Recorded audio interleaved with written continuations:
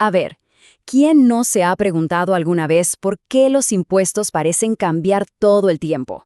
Bueno, hoy nos vamos de viaje para desentrañar la historia de dos leyes que fueron clave, que básicamente redibujaron el mapa fiscal de la República Dominicana y definieron en gran parte la economía que tenemos hoy.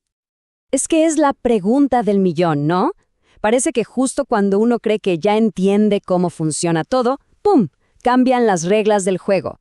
Pues esa sensación de que todo se mueve constantemente es precisamente la razón de ser de las reformas fiscales. Son una herramienta fundamental para que un país se vaya adaptando.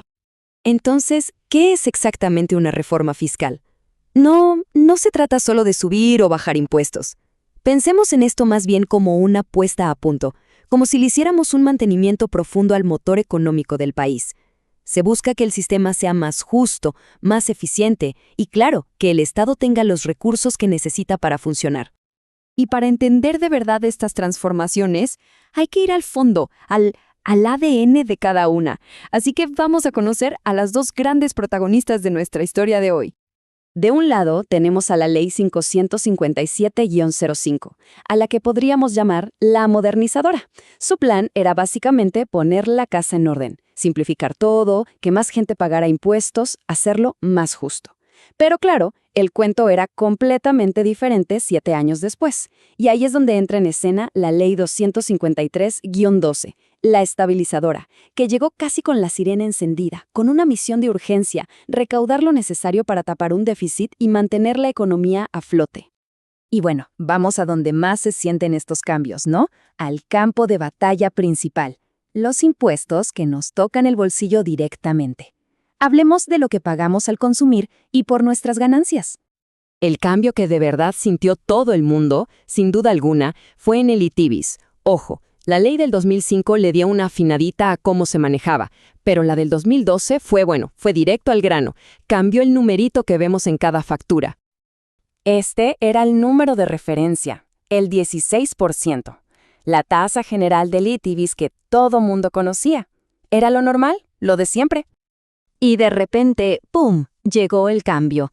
La ley estabilizadora lo subió al 18%. A ver, 2 puntos porcentuales puede que no suene a una locura, pero el efecto en el costo de casi todo fue inmediato y se sintió en todas partes. Pero esperen, que no fue solo el porcentaje. La reforma también fue agregando a la lista productos que antes no pagaban ITIBIS, incluyendo cosas de la canasta básica. Así que el impacto fue doble. Se pagaba un porcentaje más alto y sobre más productos. Ahora pasemos al impuesto sobre la renta de las personas. Aquí vemos un choque de filosofías clarísimo. La ley de 2005 tenía un plan, ir bajando la tasa máxima, pero llegó la del 2012 y dijo, no.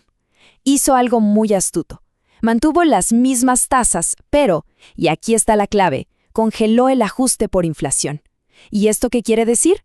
Pues que a medida que los salarios subían para compensar la inflación, la gente terminaba saltando a una escala de impuestos más alta. O sea, pagaba más, pero sin que las tasas hubieran subido oficialmente. Un aumento, digamos, silencioso. Y con las empresas, aquí la cosa se pone aún más interesante. La modernizadora tenía una hoja de ruta, un plan claro para bajar el impuesto del 30% al 25%. Pero llegó la estabilizadora y ¡zas!, metió un frenazo en seco. Borró ese plan de un plumazo y puso sobre la mesa un calendario nuevo, mucho más lento.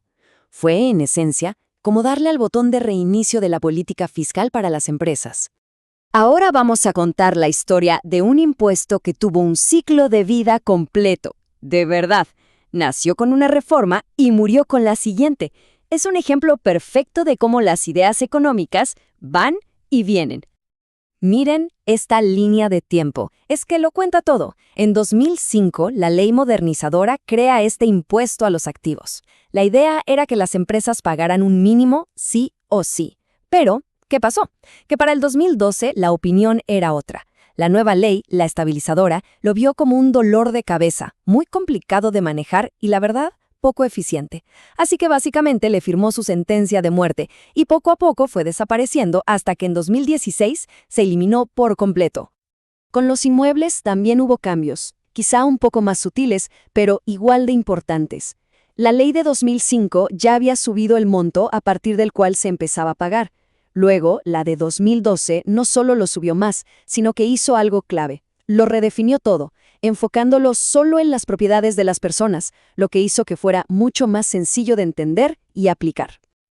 Y ojo con los vehículos, porque aquí el cambio fue un giro de 180 grados. O sea, nos olvidamos de ese pago único del 17% al matricular el auto. La ley del 2012 lo transformó por completo. Ahora sería un pago cada año, del 1% sobre el valor del vehículo. Y, atención, introdujo algo súper nuevo para la época, un impuesto extra por las emisiones de CO2, una señal clara de que los tiempos estaban cambiando. Ok, después de todo este recorrido, ¿con qué nos quedamos? ¿Cuál es el resultado final?